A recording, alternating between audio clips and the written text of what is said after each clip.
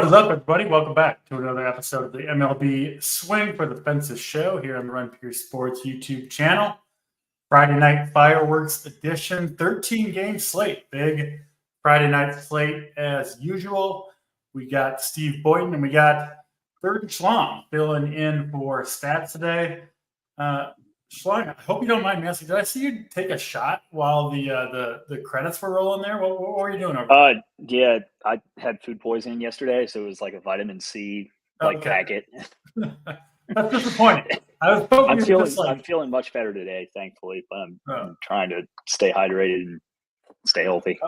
I was hoping you're taking a shot of Jameson or something before the Friday night fireworks shows. You're gonna be a little jealous and maybe have to join you, but no, okay, vitamin C.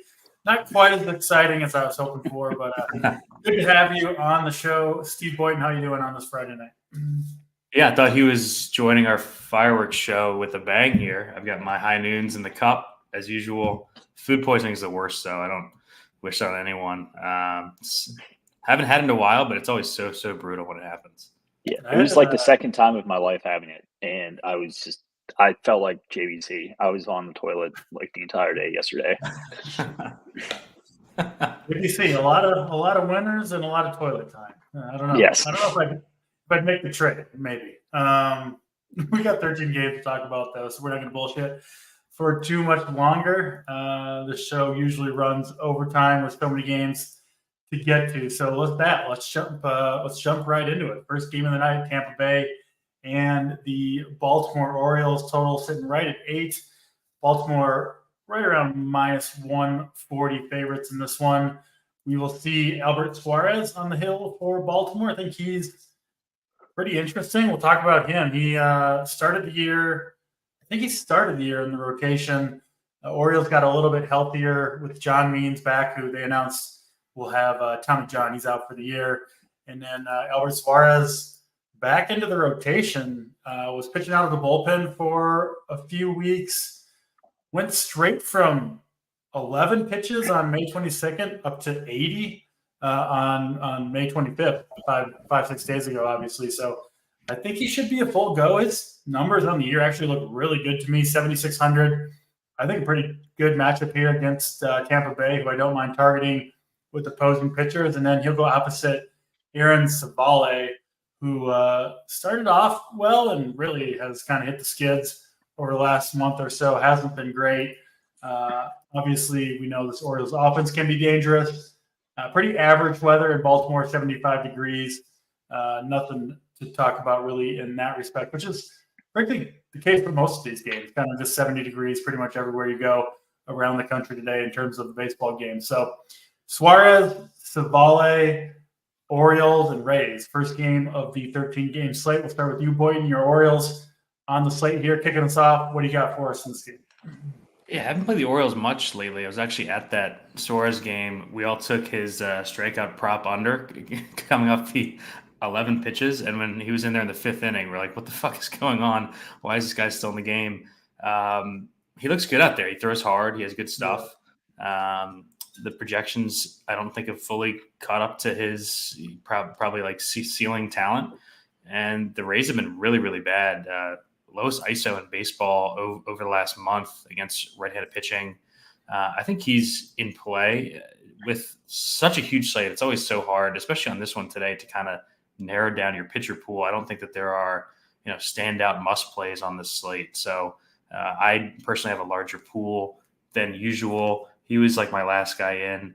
And then I think the O's bats are interesting here against Savale, just giving up a ton of power on the season. The O's have been smashing right-handed pitching as their lineup probably should, right? With a fully healthy lineup, Gunnar, Adley, Santander, Cowser, O'Hearn's been hitting well. Mullins has been much, much better at home. So yeah, I like this lineup against righties right now. And the price tags have come down a bit. A couple weeks ago, all these guys are up over 5K. Now they're in the 4s. I think the Baltimore stack is more playable than it was. And I'm just not scared of Savale. And another thing is the Rays bullpen has been really, really bad this year. Usually a strength for them. I think that's pretty much the perception throughout the industry is that, you avoid stacking against the Rays because the bullpen is just locked down, but that just hasn't been the case this season. So I don't mind those bats. And Suarez is in the mix for me at pitcher here. Yeah, the Rays just kind of suck all the way around, honestly. They're a team to pick on with opposing pitching. Their bullpen's not great. And even their starting staff just kind of falling apart for the Rays a little bit this year. 7,600 for Suarez. Bryce, Sabres still got him projected at 2% ownership. Now, those numbers almost always come in higher than they sometimes miss, I think, especially on kind of the lower end of the pitcher projections. But I really like Albert Suarez here. I know Steve said he included him in the pool. If that number is going to be anywhere close to true, which, I'd say sub 10% would be fine. I like Suarez a lot. I mean, the numbers on the season look good. The underlying metrics look good. He threw 80 pitches. He should be basically a full go here.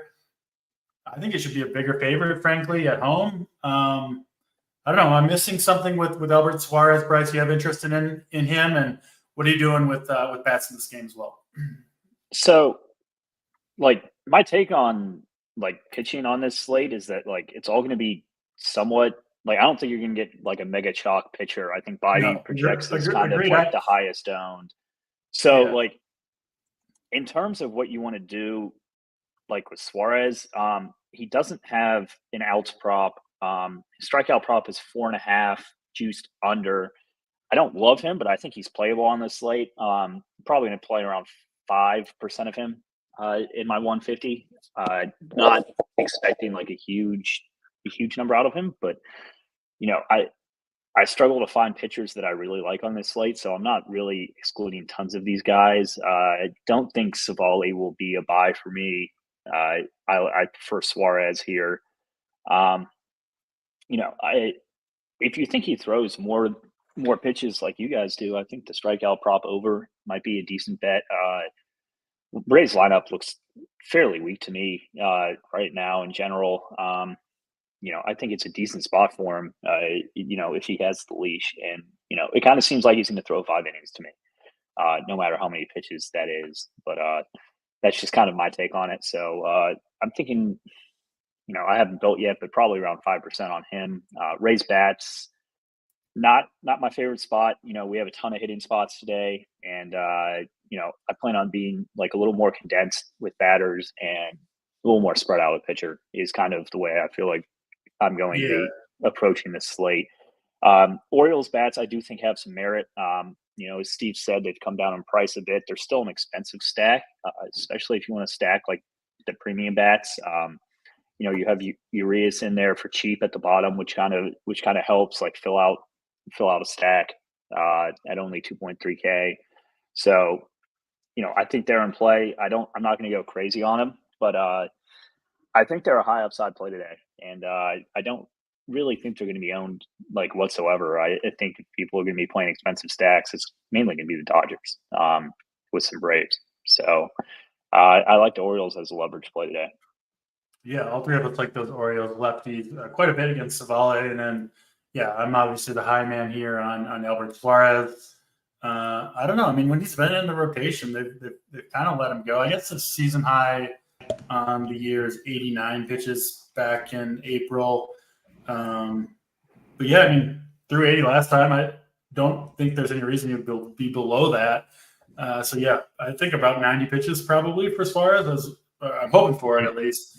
I think the lack of the props are just because they've yo-yoed him so much. It's probably tough for them to say with certainty that he's in the rotation for full pitch count. But I'm pretty confident that he is. So especially they announced the Means Tommy John surgery and the Tyler Wells. So Suarez, this looks like a permanent spot probably in the rotation for him going forward, assuming he can maintain the way he's pitched. So I would kind of expect them to continue to stretch him out. He was one of the 2 K props I did bet the over on earlier this morning. I'm obviously pretty high here on Albert Suarez. Hopefully that ownership number will stay in check because, I'm in on Suarez here for sure.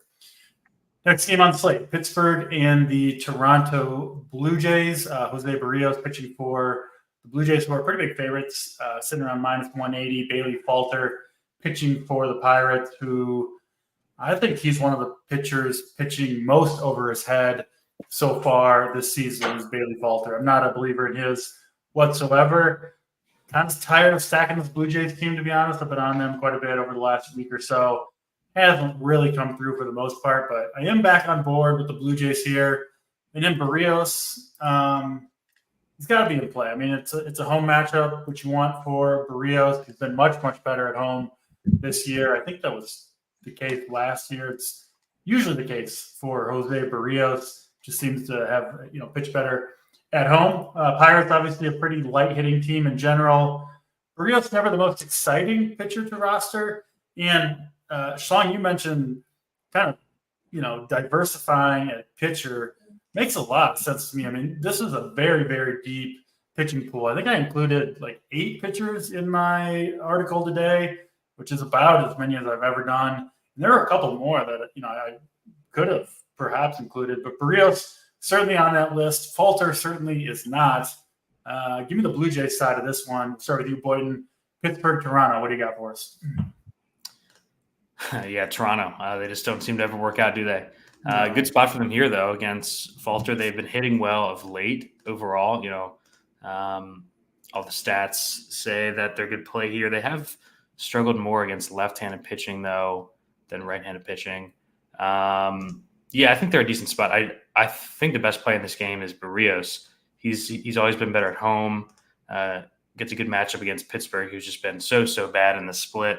29th in weighted runs created plus over last month, third highest strikeout rate. I just kind of trust him here, right? In the mid-range at home.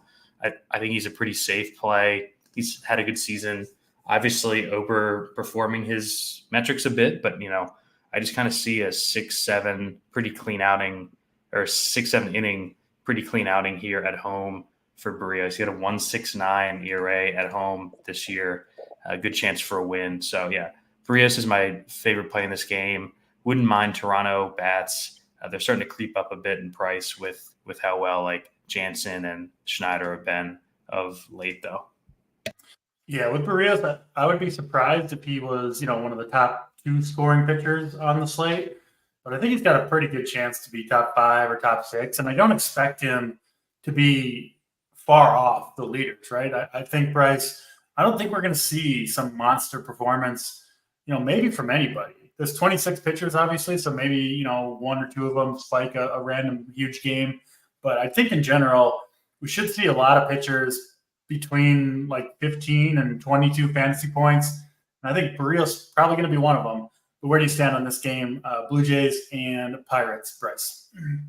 Yeah, hate to say it, but my Pirates have really dropped off.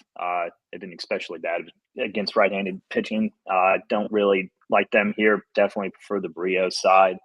Likely going to be around, and you'll hear this take from me a lot today, 15 to 20%, or probably around 15% on a pitcher.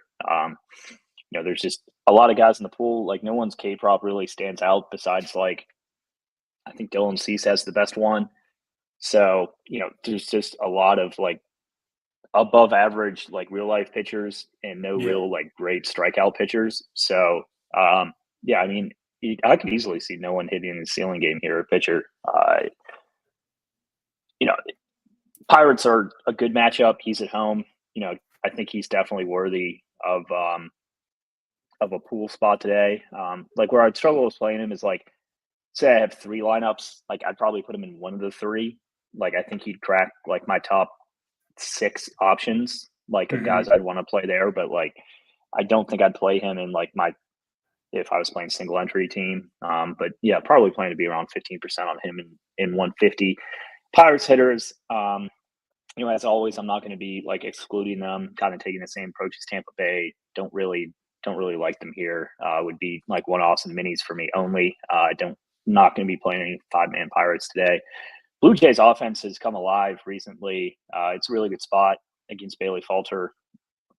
I think Schneider's spot bump to the leadoff has kind of helped this team out a bit. And, with Jansen hitting well, and, especially for a catcher, it's always hard to find like good catcher plays, especially within stacks.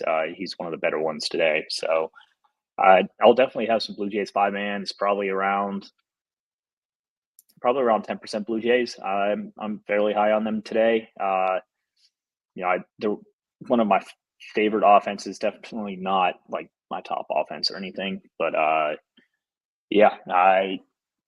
think Bo Bichette is a very solid play. Only 4.4K. He's shown some power recently and looks to be turning his season around a bit. So I like the Jays a decent amount today. Yeah, they look really good on paper to me. My confidence level in them is not exceptionally high, but no, they're never fun clicks because it's like you No. don't feel like you're getting the home run upside. But yeah, I think it's mainly because Vlad, like his power numbers have been god awful this year. So yeah, dude needs to get the ball in the air a little bit more, Vladimir Guerrero. But yeah, Blue Jays on paper do look good. I certainly have some exposure to them, and hopefully they can come through tonight. I think they do make a better, just like a straight up 5-man stack than they do one-offs, though, just with the lack of power. You kind of need them to string together some hits to get there in the end. Let's get to Detroit and Boston up next. This one in Fenway. Red Sox minus 165 favorites, 8.5 total. Tanner Houck pitching for the Red Sox just continues cruising along, still with an ERA below 2, a whip right at 1, 22 fantasy points per game for Tanner Houck. He's been pretty awesome all season, really hasn't had many bad starts, always gets to throw over 90 pitches, just about as steady as they come, and he gets an awesome matchup here against a very light hitting Detroit Tigers team, certainly one to target. Outside of, I don't know, maybe Riley Green, really nobody in that lineup that strikes much fear into you. Good, decent pitching weather, I should say, in Boston. And then Kenta Maeda pitching for the Tigers. He's actually been pretty good in 3 of his last 4. Now, the one that wasn't good was negative 12 DraftKings points, 7 earned runs in 2 innings. So he's been a little bit all over the place. I do think overall he's a pitcher you want to attack with opposing bats. No interest in Maeda for me. I do have interest in Houck, and I do have interest in these Red Sox bats. The one drawback for Tanner Houck, he's got one of the biggest splits, strikeout splits, when you look at righties versus lefties. Drops like 10 or 12%, I believe, for Tanner Houck. And Detroit does have, I believe, 5 lefties in the lineup tonight. So that's the one drawback for Houck. Maybe the upside isn't quite there, but he's another one that I do expect to be very safe. He is expensive, $9,600, so I'm not sure how much I'll get to him in the end. But let's go over to you, Boyden. What do you see here, Boston and Detroit? Yeah, they have 5 lefties, but 2 of them are Akil Baddoo and Zach McKinstry, so they don't really count. Houck has just been awesome all season. He absolutely dominates right-handed hitters. One of the best pitchers in baseball against righties. I think he's my favorite play up top. Like him and Cease, it's close for me. Really like Houck. I've been playing him pretty much all season. 2.77 xFIPS, the best on the slate. Ton of ground balls, up to 57% on the season. Really nice win chance here. I really like Boston bats in this spot. We saw Maeda get hurt, come back. His velocity since he's come back, DC, I'm not sure if he checked. It's back under 90. And he loves throwing the fastball. Boston just mashes fastballs. I really like this lineup specifically against right-handed pitching. Duran, Abreu, Devers, Wong has been hitting, and they moved him up to the 3-hole. And then in the back half, you get cheap bats. You got Grissom, Dom Smith, David Hamilton has been good. I just like the way that this stack fits, where you can play the 3 big bats and Duran, Devers, Abreu with 2 of the cheaper guys and still get good pitching. So I like Boston here at home.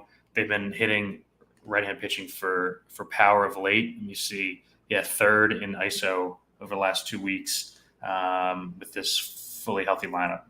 Without O'Neill, it hurts them less against the right-handed pitching. So in on Boston bats, really like Houck. I'm not sure if I'm going to get to him like on my main team, but he's definitely in the pool. Like him a lot. I'm actually looking to see.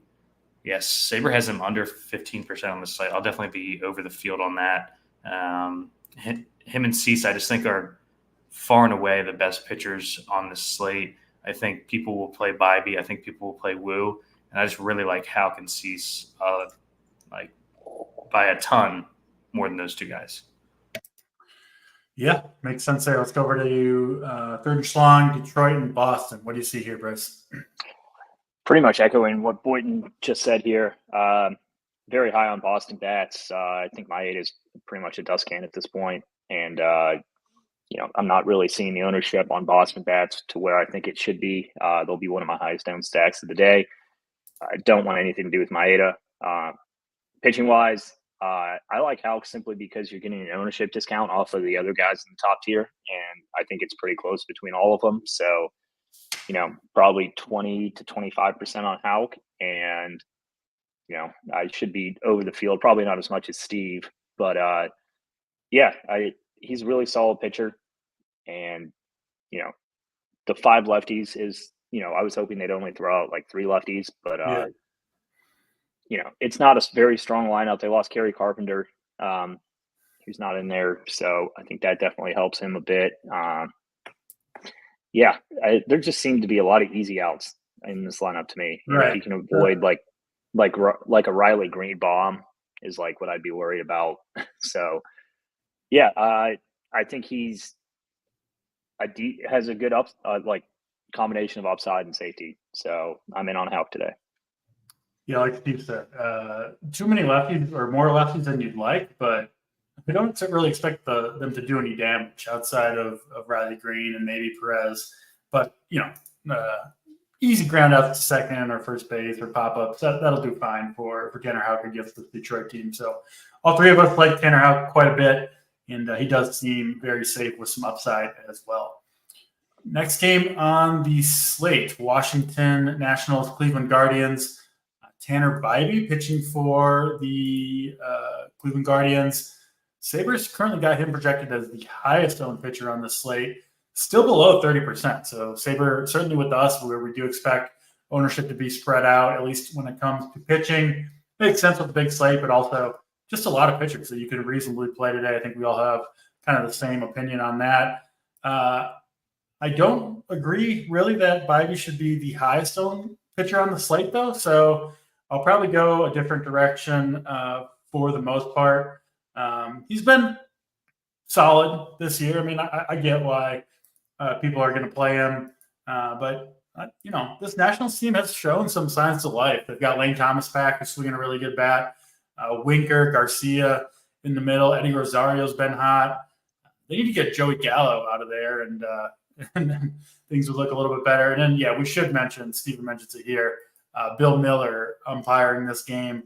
Obviously, a big boost to Bybee and to his opposing mound mate, Patrick Corbin, who, it seems like we've been stacking against this guy for like 6 years. And we'll continue to do so long as the Nationals continue to roll him out there, given that big contract. That's, I think, really the only reason he's still making starts in the big leagues. But got to like the Guardians here to get Stephen Kwan back. Not the most exciting DFS play, but it does lengthen out that lineup a little bit. I like this 2 through 5 Guardians stack: Freeman, Jose Ramirez, Naylor, David Fry, who unfortunately lost his catcher eligibility despite playing catcher tonight. So good job on that one, DraftKings. But I can still play him in the outfield at 4,800, so no worries there.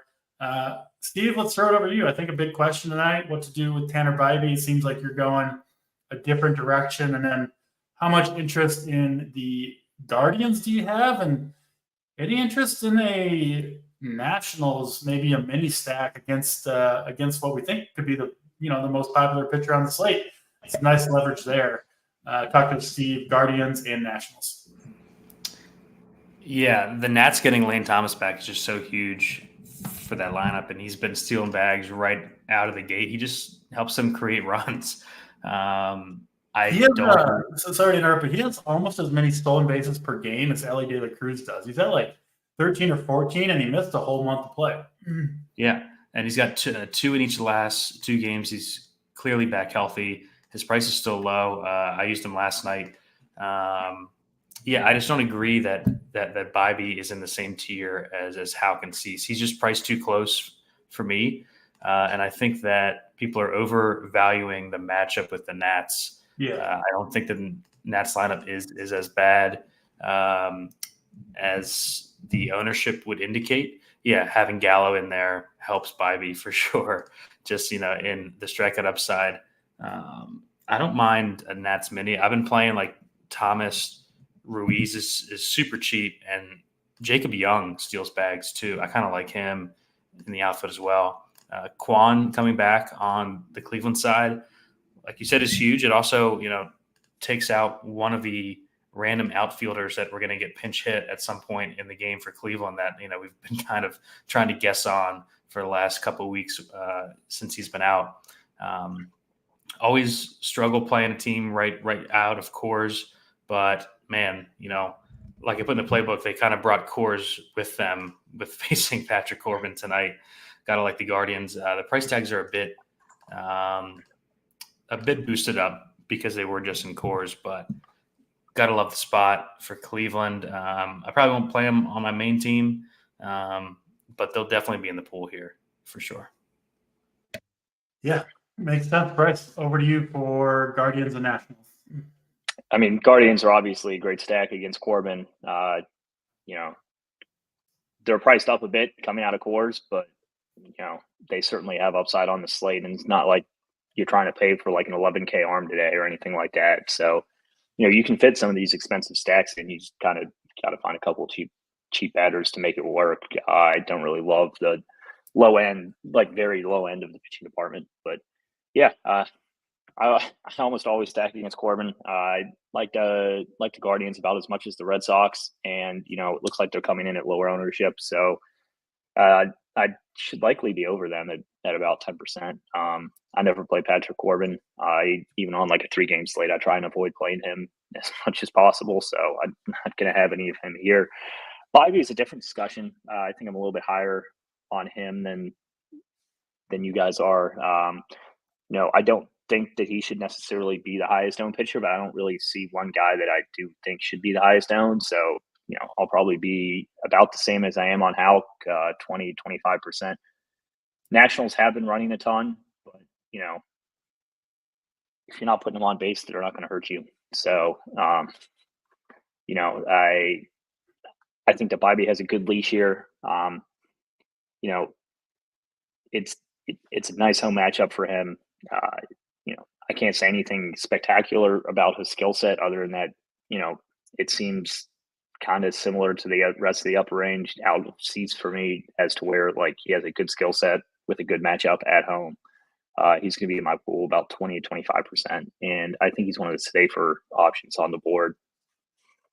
I'll tell you who should be highest owned pitcher. It's Albert Suarez. He should be the highest owned, and he's 2%.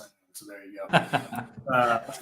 We gotta get the trash talk going here on Friday Night Fireworks. Texas and Miami are up next. A lot of games here starting in this 7:10 Eastern time window. Sixto Sanchez pitching for Miami Marlins. He has been brutal this year, really showing really nothing at all. He's walked against lefties. He almost has twice as many walks as he does strikeouts, which is very difficult to do. So it's been a struggle for Sanchez. And then you got on the other side, Jose Urania, who former Marlin, I believe, is actually pitching okay for the Texas Rangers this year. They're letting him go. He's thrown 90-plus pitches in 4 straight starts in Miami. Low strikeout rate for Urania, but it is a pretty bad lineup. It is a good park. Curious if either of you guys have any interest in Urania. I assume not in Sixto Sanchez. And then I do like this Rangers team. I know it's not a great place to hit in Miami, but Sixto is just so bad that, he's the type of guy who could easily just implode and knock it out of the first inning, and you're just off to the races against a bad Miami bullpen as well. So, why is Texas run total so low? I think it's just the park. You just never see big totals in Miami, really. So I think that's most of it. But I like the Rangers. I was looking at Urania, I think on a different slate where there wasn't a bunch of pitchers that I liked. Maybe I would take a stab here, but probably won't make any of my 5 main lineups. What about you, Steve? You sending it on Jose Urania tonight? No Urania for me. Who loves the Rangers is Saber. They have a big team I total. thought you were going to say VIP, but yeah, Saber and VIP. VIP and Saber both love the Rangers. Semien coming off his first off day, and I think like 2.5 seasons, something like that. He's back in the lineup. I was actually with some buddies for Sixto's last start or 2 starts ago, and my buddy said that he calls him 6-run Sanchez, which kind of makes sense. So yeah, I like the stacks against 6-run Sanchez here. Like Bryce was saying, we're not paying up for 11K arms here, which makes getting to the Semiens, the Seagers, the Elbombis even easier on the slate. Corey Seager, man, what a run he is on after the super slow start to the season. 8 bombs in 8 games, something like that for him. Got to have huge interest in here, even with the park. And yeah, the bottom of the order, cheap enough. Wyatt Langford's back in there. He's got to start hitting at some point. He's hit at every level. I'm actually surprised that he started his career so slowly. I mean, a hitter like Jonah Heim in the 8-hole, it's a really deep lineup. So love the Rangers here despite the park. And then even though I don't have any rain, I'm not playing any Marlins bats here. I don't bet many walk props, but I did bet Corey Seager to get a walk, which we'll be catching in the first inning in this one. So that'll be nice to get that one out of the way. Bryce, Texas, and Miami. What do you got for us? I don't hate Urania as much as you guys, just because I don't really like anyone cheap. So if I had to choose someone cheap, I don't like to cut out the entire cheap tier just because it takes you out of some builds that you can't get otherwise.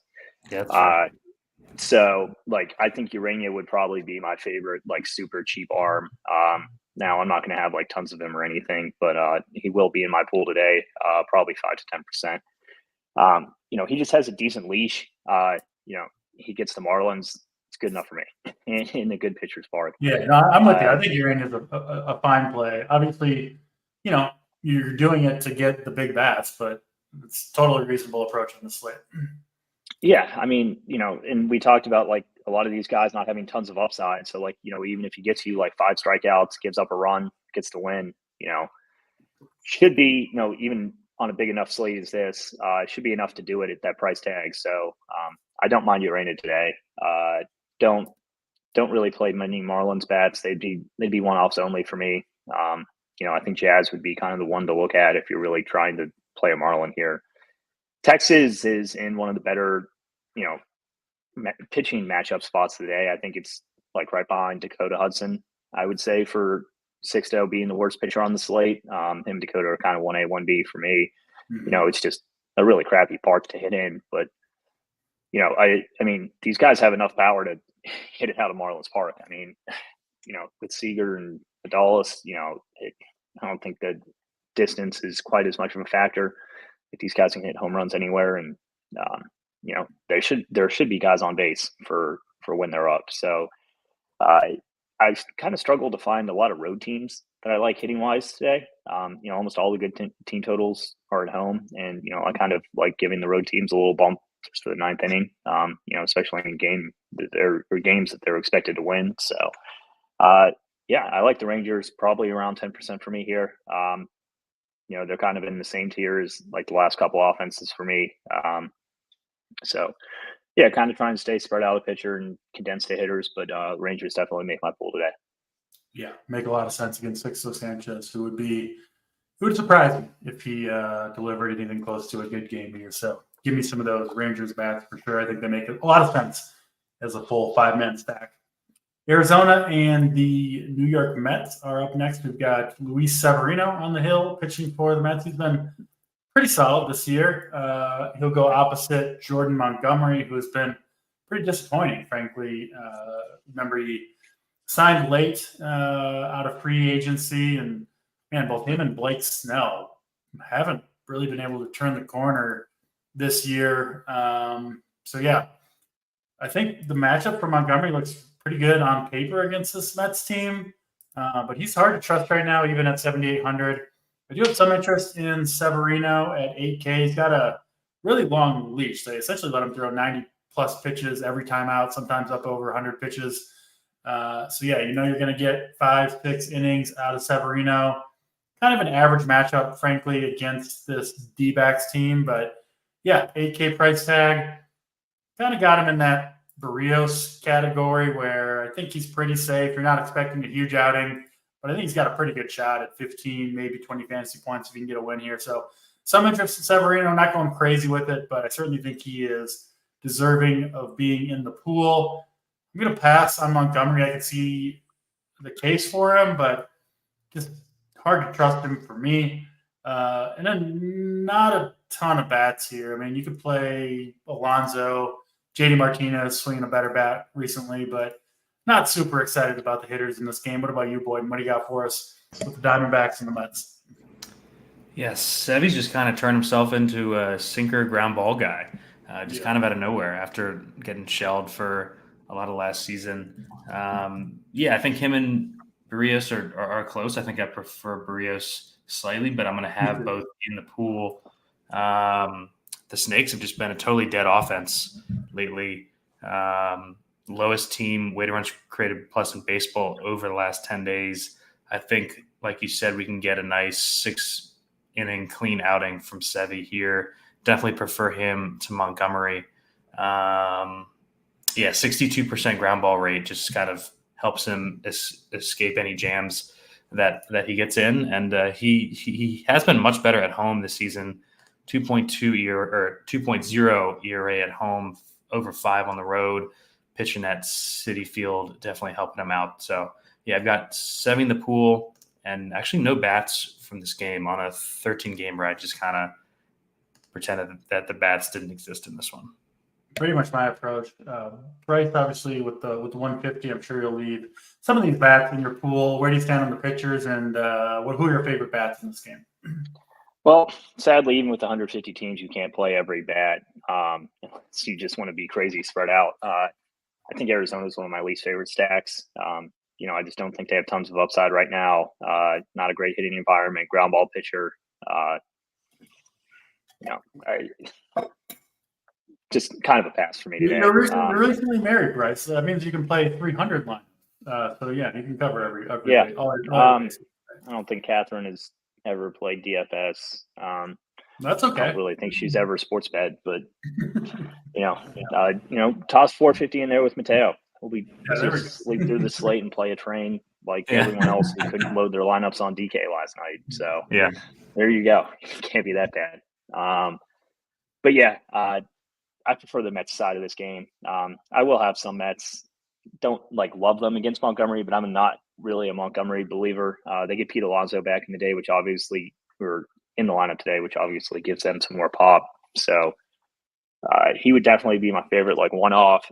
Prefer them in smaller stacks as opposed to 5-mans, but I think you could make the case for it if you really like the Mets today. I'm never really a huge buy on the Mets, and don't really like the Diamondbacks in the spot.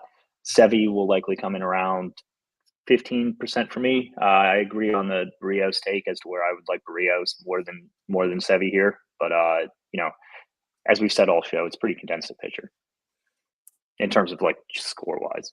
Yeah. Makes sense. That's Mets and D-back. None of us with a ton of interest in the hitters, at least in that game. Let's get to Atlanta. We've got the Braves and the Oakland A's. Boy, I feel like we missed it, but we should have been betting the under on these Braves totals for the last 2 months. Instead, we've been talking ourselves into stacking them late in the day every day. I feel like you could, if you're going to stack the Braves, at least bet the under too, right? So you get your money back when they inevitably fail. Might be a strategy I start employing, and maybe that will get the Braves going. I don't know, but they've been struggling. Even more so since the Ronald Acuna injury. The sports books they're not letting up. Braves, I think, have the second highest team total on the slate once again. That's true. Seems to be true most nights. They seem to disappoint most nights, but here we are. 5.2 team total for the Braves, minus 230 against JP Sears and the Oakland A's. Ronaldo Lopez pitching for the Atlanta Braves. We kind of called it after those first 4 or 5 starts. There was just no way. There was just no way that Lopez could keep up what he was doing early on. He's still been solid though. And this is a pretty damn good spot for him against an A's team that frankly has a lot of strikeouts in it, especially kind of toward the bottom half of that lineup. So I think when Lopez is in play at 8,600, a little bit worried with the pitch counts with him. They've been pretty low recently, 70, 83, 71 in his last 3 starts. Not sure exactly what's going on there. But yeah, I mean, if you told me he's throwing 90 plus, which again, I don't think is a sure thing whatsoever, I'd have quite a bit of interest in Mr. Lopez. Still some interest, no interest in JP Sears despite the Atlanta Braves struggles, but I'm not going to play too many Braves on this slate either. Kind of need to see it from them before going back to it. But listen, it's certainly a good matchup. I mean, JP Sears gives up a ton of home runs, typically good hitting weather in Atlanta. So I get it. I'll probably go elsewhere for the most part. But let's go over to you, Steve, for Atlanta and Oakland. Yeah, Helms said it in the chat. The Oakland bullpen is just absolutely done. I just double-checked it. Most everyone's pitched at least the last 2 days, and a couple have pitched all 3. So I actually like that. Don't try to talk me into the Braves, boy. No. Don't put that evil on me. Sears over 15.5 outs. I can get it on that. Okay. That'll be my exposure to this game. I can't do it here. I just like other spots more on this slate. I think that the Braves are a reasonable play, as they always are. They got a big team total. They're at home against a lefty. We do prefer them against lefties instead of righties. Lopez, they pushed him back from yesterday to give him 5 days between outings. They had pulled him early. I think he had back-to-back starts on normal rest going into last start, and they just wanted to give him an extra day here. I'm not exactly sure what's going on there. I think him, and we'll talk about Brian Wu, I think are interesting just because of the pitch count concerns. Yeah. But I think both are definitely good plays here. I don't have the Braves in the pool yet, but it's only 4:30. You got an hour and a half to lock. So we'll see what happens. Yeah. Maybe Bryce will say that the Braves are his favorite stack, and we end up playing them. Get a couple more high noons in you, and you'll get the courage up to roster the Atlanta Braves. Bryce, Braves seem like a team you might be going to tonight. Am I right? I like buying shitty offenses when they're down. I've liked the Braves a little too much since I came back from Italy. They're not. Bryce was gone for 2 weeks when they did nothing for 2 weeks. Yeah, you didn't have to take the punishment we had. Yeah, that makes sense. Exactly. Saved so much money being overseas. Yeah, I was just not. I don't know. I popped a beer to join you guys, but I don't hate the Braves today. I'll probably be around 5 to 10% on them. As you said, the Oakland bullpen is super depleted today. If you do get to Sears, it's not going to be pretty. So, yeah, I mean, they're not a bad offense still. They're going to get it going at some point. I think it's some of the better hitting weather that we have today in Atlanta. Ronaldo Lopez, I don't love him today, just based on the pitch count concerns. I'd rather take these other guys, in the 9K range or 8K range that we've talked about. I'll probably be around 10% on Lopez today. I'm not like outright fading him, but we'll likely take an understands. JP Sears, in case the Braves take backfires, I will have Sears in my pool today. So I think him and Urania, Urania is obviously safer against the Marlins than Sears is against the Braves. But I will have some Sears in my pool. He's been pretty decent this year. And, with how depleted through 2 innings with JP Sears. Yeah. I mean, with how depleted that bullpen is, he's going to have to pitch. So, 5.9 at what? He's going to be 1% owned. I'll likely be, probably around 5% on him. Makes sense. And I guess I'm the only one not drinking, which that's a first. So, hey, good job, guys. Next game on the slate, Minnesota and the Houston Astros. Ronel Blanco pitching for the Astros. most expensive pitcher on the 13-game slate, Mr. Ronel Blanco, something that I did not anticipate ever happening coming into the season. It's been good, though. Yeah, I mean, he's been pretty steady all year long. Obviously, opened the season with that no-hitter against Toronto, where Toronto was my favorite stack. I'm not going to live that one down until we close the books on this season. So it is what it is. I think I've held a grudge against Ronel Blanco ever since, and I barely had rostered him, and I probably won't tonight either. So Ronel Blanco, not going to be, for me, at the highest price pitcher on the slate. And then Pablo Lopez pitching for the Twins, another man who has stolen our money recently. Bryce was eating $500 in Italy and probably still doing better than me and Boynton were with our Pablo Lopez team, just absolutely setting money on fire. Boynton, I saw you in Discord talking about playing a low-owned Pablo Lopez against the Astros. I have to leave that one to you. I'm going to sit on the sidelines for Pablo tonight, so if he can turn it around, I won't be benefiting. I'm not playing either of these pitchers. Probably not going to a ton of bats here. I don't mind Tucker and Alvarez. They're always just elite one-offs against any pitcher. And Lopez gives up a fair bit of home runs, giving up some hard contact. So I don't hate those guys. They're obviously really, really expensive, but I think they're reasonable plays. Not a ton of interest in the Twins here either. Just kind of mostly skipping out on this game. What about you, Boynton? Lopez, Blanco, Astros, and Twins. Yeah, Lopez would be a guy, if I was playing 150 like Bryce, that I just want to be over the field on just because of his upside on a slate without many pitchers that have upside. You know, his underlying stuff is still excellent. He's just, it seems like every time, and I put this in chat earlier, every time he lets guys on base, he just gives up a 3-run bomb. It's so tilting. That could easily happen here. It's a super, super tough spot, but a talent like him at 9K, under 10% owned, I think is at least something to talk about. Like, we've got Bybee and Wu right there. He's definitely more talented than those two guys, has a better track record. We've been playing talented pitchers in tough spots all season. I don't think I want to do it against Houston.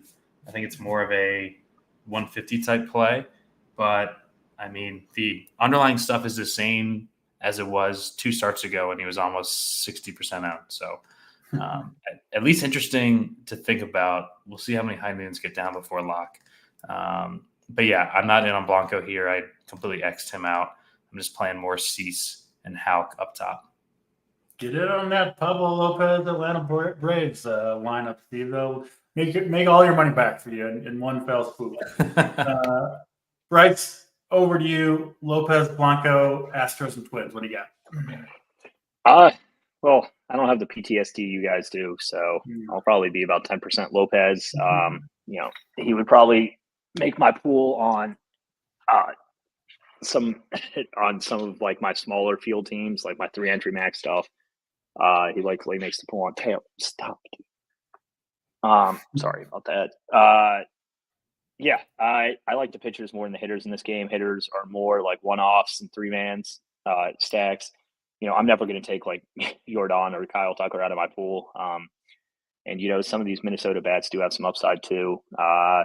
But I definitely prefer the pitching in this one. Lopez and Blanco, don't really see anyone playing them, so I'm likely going to be over on the field on them on a pretty large pitching slate. And that's kind of my plan coming into the slate. Going to play a lot of these guys around 10 to 20%, and kind of try and get more condensed to hitters. So yeah, won't have any 5-man stacks in this game. Yeah, my pitcher pool is larger than it usually is on this slate. It's significantly larger for me. Yeah, I will note DC Captain has a nice projection on Pablo, about 4 points higher than the industry, which is interesting. Yeah, well, Lopez goes under his projection every single time he pitches, so that's not surprising at all. Let's get to the next game on the slate, San Diego and KC. Dylan Cease on the hill for the Padres, who I would anticipate being probably – I honestly wouldn't be surprised if he came in as the highest-owned pitcher. People love playing Dylan Cease. He is a favorite here against the Royals in Kansas City. Obviously a big ballpark and a little bit cool, winds blowing in, so it should play pretty spacious, which is good for Cease, who can give up some hard contact at times. I don't love picking on this Royals team right now. It is kind of a low strikeout team in general.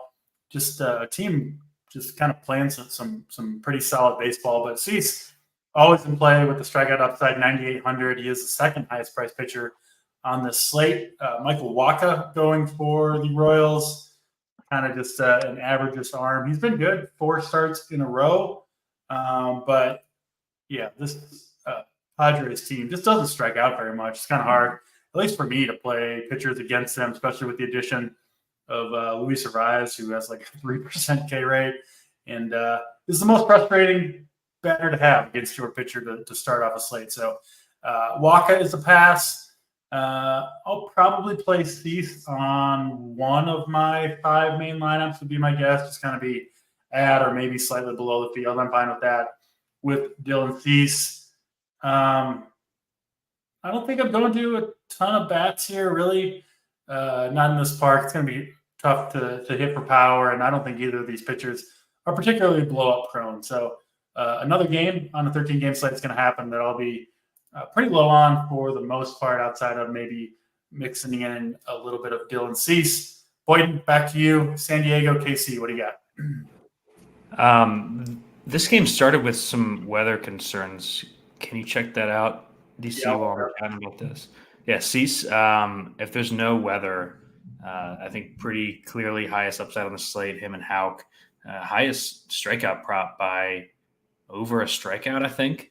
Even in the tough matchup with the Royals, who don't strike out that much, I think just the talent level has him up near a 7 strikeout projection here. He hasn't been as sharp of late, but man, like if there's one guy that's going to put up a 35 on the slate, it's got to be him.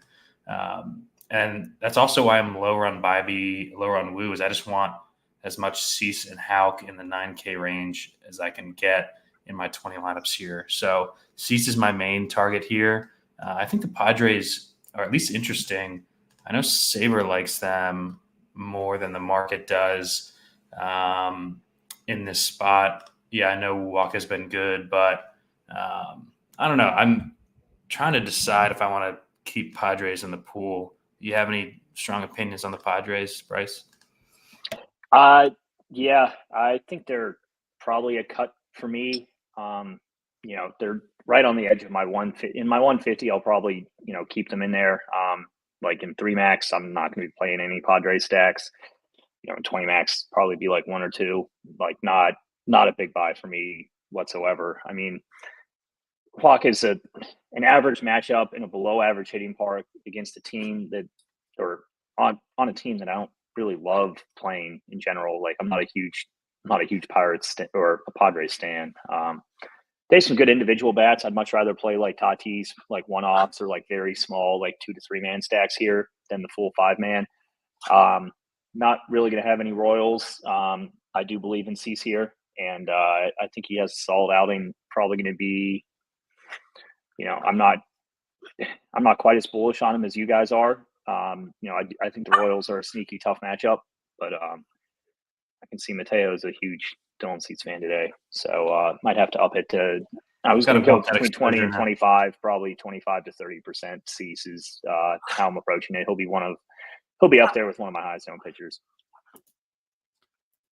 All right, that is Kansas City and San Diego. Mateo, a fan of Mr. Cease tonight. Always a good sign for Dylan Cease there with the Mateo bark. Chicago White Sox, Milwaukee Brewers up next. Tobias Myers pitching for Milwaukee. He is very nice price point of $6,900 for Tobias Myers, who's pitched pretty well when given a chance for the Brewers.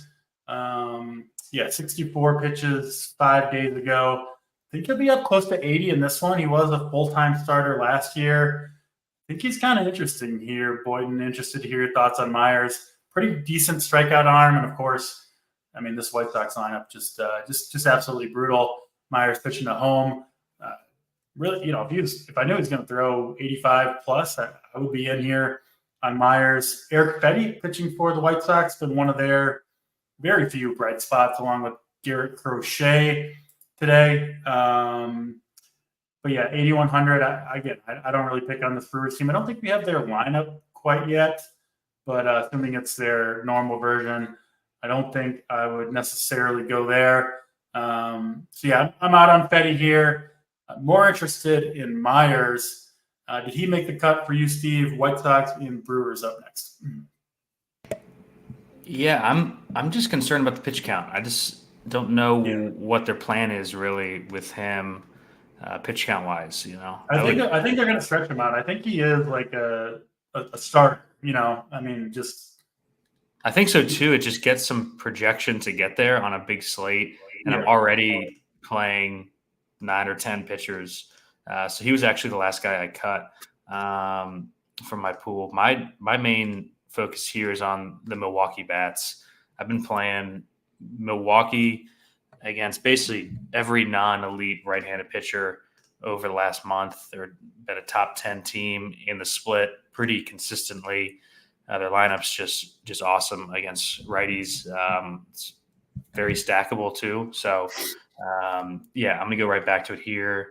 Fetty, league average arm with a bad bullpen behind him. So I'm on Brewers here. Looks like they're going to be low owned. I was basically between Brewers and Padres as my last team that I was going to include for 5-man. So I'm going to go with the Brewers here as my last team that I like. Love it. Over to you, Bryce, for White Sox and Brewers here. Yeah, definitely prefer the Brewers to the Padres here. Only have 3 games left, so we're not running too far behind here, which is nice. Don't really have any interest in Fetty. Myers, I don't mind the take that he's going to be stretched out a little bit longer. I'm not really in love with any arms on this slate, so I'm definitely going to try and get some of him in my 150. He would definitely not make the cut in at least for me, in like a 3 max style type of playing. The Brewers would be just outside of making my 3 max teams. Like I'd probably try and include a Brewers stack. Like if I was playing 5 teams or something like that. I agree with Steve here. I think they've been super good recently. Fetty has been a bright spot for them, but they're just a really tough out right now, and they will steal bases too.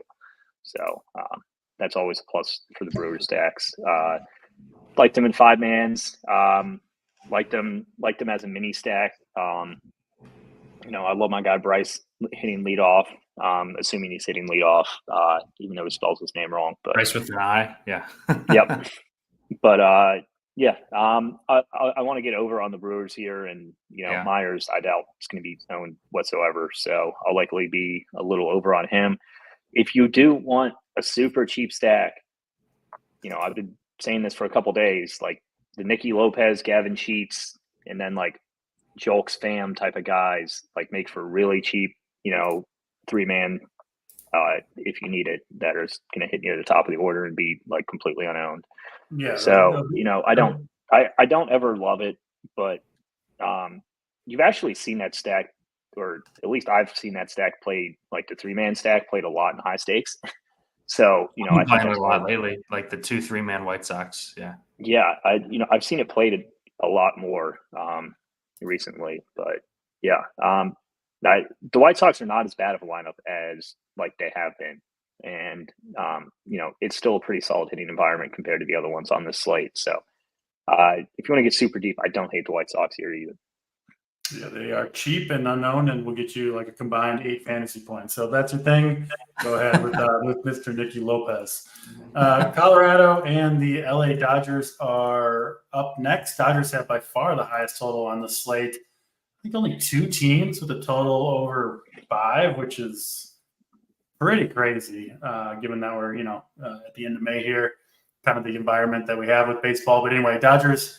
Highest team total on the slate, also by far the highest, biggest favorite rather, sitting around minus 350. Team total close to 6 for the Dodgers. Makes sense against Dakota Hudson pitching for the Rockies, who is outside of Coors here, but doesn't really matter where Dakota Hudson pitches. He just can't get the job done. Can't strike anybody out. He actually has been a lot better on the road, but whatever. I don't think he's good anywhere. And the Dodgers, deservedly so, I think, have the highest team total. I'd expect them to do some damage here against Hudson. Only problem with the Dodgers lineup is, all the bats you want at the top of the lineup are very expensive. And then most of the guys at the bottom of the order are pinch hit risks or just not good hitters. So they are kind of tough to fit in, but pretty good spot here for the Dodgers. I think they could do some damage. Bats of Tani Freeman, all three of them, I think, near the top of the list in terms of just what you expect out of, raw production out of those hitters. So in on the Dodgers, I think everybody kind of will be. And then Walker Buehler, I think, is a question mark. Has obviously missed a ton of time with injuries over the last couple of years, but has looked okay since coming back. Did have a big outing against Cincinnati 2 starts ago. Actually, he's faced Cincinnati twice in a row. Wasn't as good last time out, but he looked decent to me. I don't think we're going to see the Walker Buehler that looked like, or was, frankly, an ace. I think that guy has kind of gone by the wayside, but hey, he's at home against the Rockies when he's minus 350. He's got to be at least in the conversation. Steve, this game I think will be popular. I think people play Buehler, and of course people are going to fit in a lot of Dodgers into the lineups. What do you got for us, Colorado and LA? It's not often that we see the Dodgers as the highest owned team when they're at home. It's usually when they come east that they become super owned. But with this team total, I fully expect them to, with the back half of the lineup, expected Pages, Lux, Hayward, and Kike. They're cheap enough where you can play a couple of the top bets with them, mix and match. I do like the Dodgers here, obviously. Probably won't play them on my main, though. It's pretty cool there. I do like Buehler here. He hasn't been the sharpest since his return, but I think the most encouraging thing in his last outing DC was him ramping up to 91 pitches. I think that's encouraging for him moving forward. Gets the best possible matchup, road Colorado in cool weather. I think the Buehler Barrios Sevy is a nice tier in the mid-range to kind of pick and choose from, all facing really struggling offenses. So I like Buehler a ton here. And I'll, of course, have Dodgers in my 20 lineups.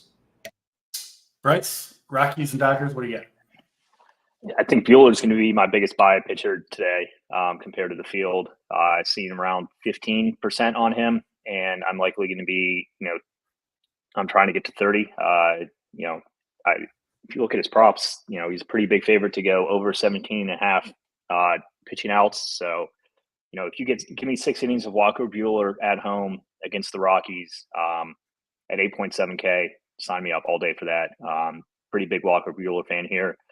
I mean, the Dodgers are the number one offense on the slate. I don't think anyone can really argue that. I mean, the only other team that you could really argue for me at least, would be like Cleveland against Corbin, just because, Corbin's, just as bad as Dakota Hudson. But, the Dodgers are one of the elite offenses in baseball.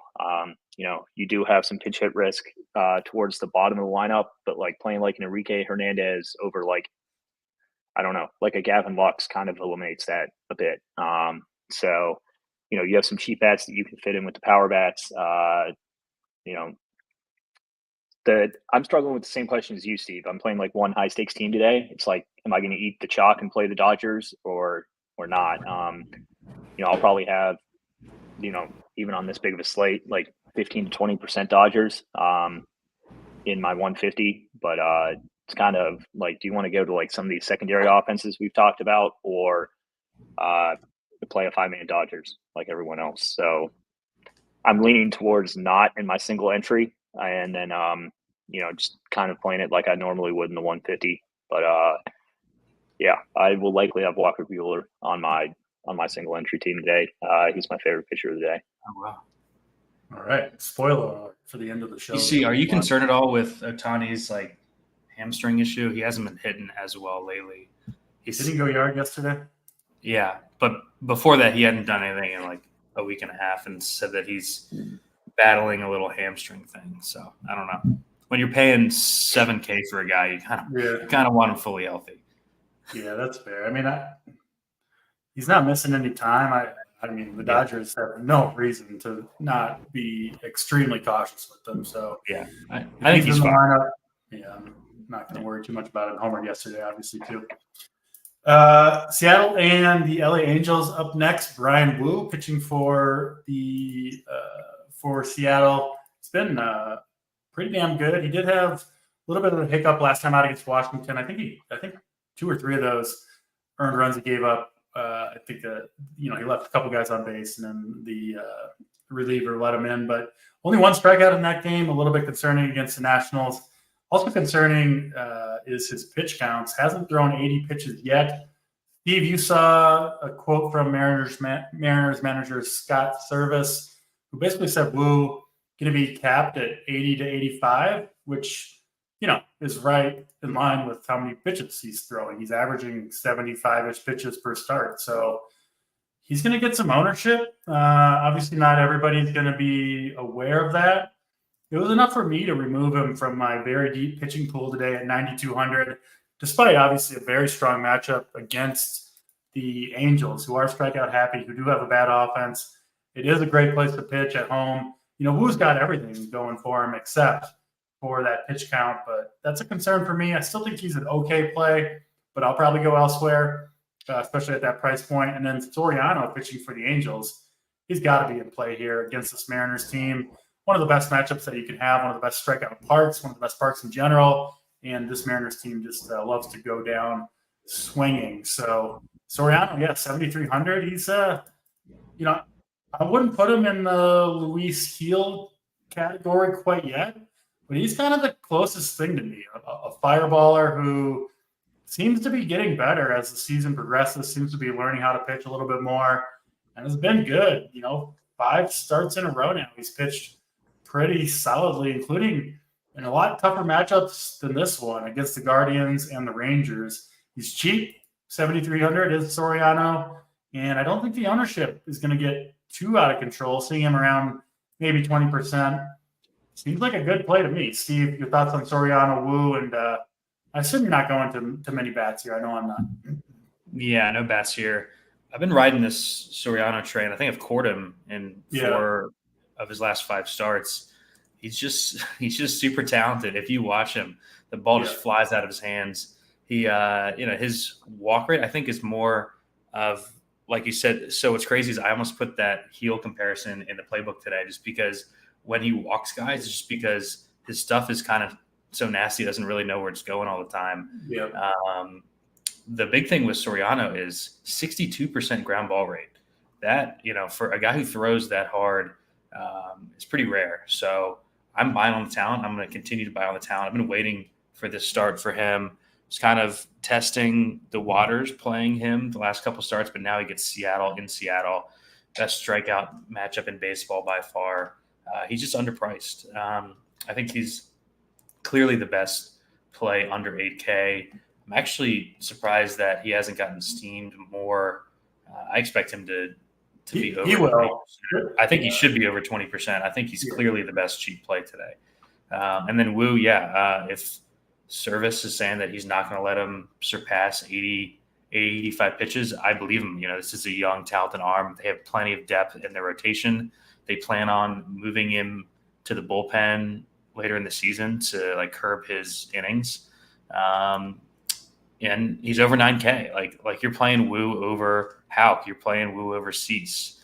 And I'm just going to play more of those guys. I have full confidence in those 2 guys above 9K. You're playing him over Bybee too, for the people who want to play him. So I think that the pitch count concerns are enough, combined with the fact that the Angels aren't really a team that I want to target right now anyways. They've been hitting well. It's Soriano and no bats and no Wu for me. Although I do get why people want to play Wu because of the talent. Bryce, over to you. Thoughts on Wu and Soriano here? Would love to disagree with you guys, but I completely agree. Soriano is my favorite SP2 today. Definitely my favorite, playable arm that's cheaper.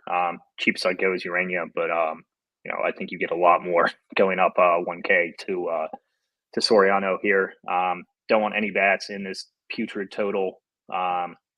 It's kind of just an exit bat game for me. I don't do tons of them, but I do believe in Wu's talent, but the pitch count is enough to hold me back. I struggle to even play him in 150 to be honest. It's just there are so many good pitching options between like 9K and like Soriano that, I'd rather have an extra 5 to 10, Bybee, Bueller, Houck type of teams than play Woo. So yeah. Don't play Woo. Just bet the first 5 under or something if you want some Woo action. I think. Yeah, I think that's a good way to do it. Or I just don't think he's the best play at this price tag. Now, if he was like 7,200, sure. I would be fine with a pitch count like that. But at 9,200, I want my guys to be throwing 95 to 100 pitches. And that's my take on Walker Bueller, that he is going to be up to like in the 90s today. So I'd rather gamble on guys like that than invest in Woo. Soriano will likely be my SB2, along with Bueller on my main team today. So definitely going to have a good amount of him.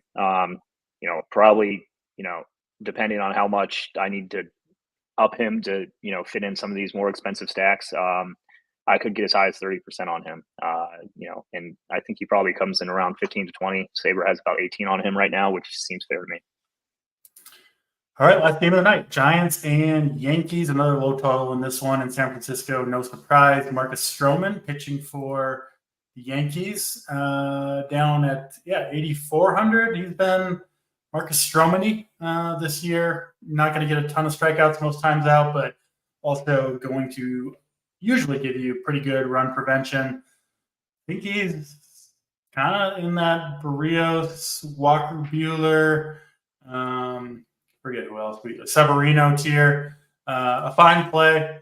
I'm not a big Stroman guy, so I'll probably go elsewhere, but he makes a ton of sense. Really wouldn't talk anybody off playing Stroman against this Giants team.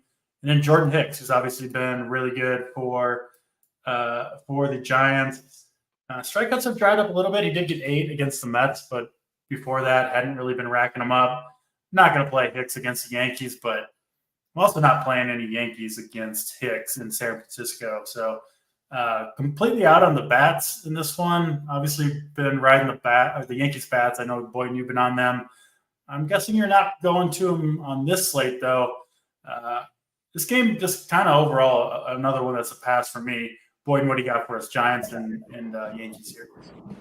Yeah, I'll make this quick. I've got no pitchers, no hitters in this game. I'm not going to play a right-handed pitcher against the Yankees probably the entire season. Bryce, I assume you have similar take? I don't mind the Yankees bats here. Really? I think they're going to go completely under-owned. I think they're worth some investment over like the expensive Dodgers bats. In 3 max, I'd struggle to play them, but like if I had 5 teams, I would think about like a Yankees mini at least. In 150, I'll probably be, at least 5% on them. They're just an offense, in any park, pretty much against any pitcher that's not an absolutely elite arm. I want to be playing against right-handed pitching. I have no interest in the pitchers in this game, much like Steve. I'm not going to play Hicks against them. And, Stroman, I just never really play on a big slate.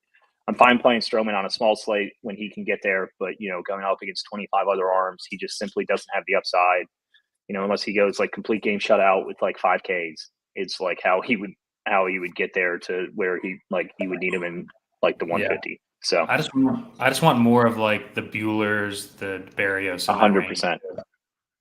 Yeah. And I'm going to be spending down a lot at pitcher tonight. But let's do the fun stuff here at the end of the show. Favorite stack, favorite contrarian stack. I'll kick us off. My favorite stack is the Guardians against Patrick Corbin. Perhaps no surprise there.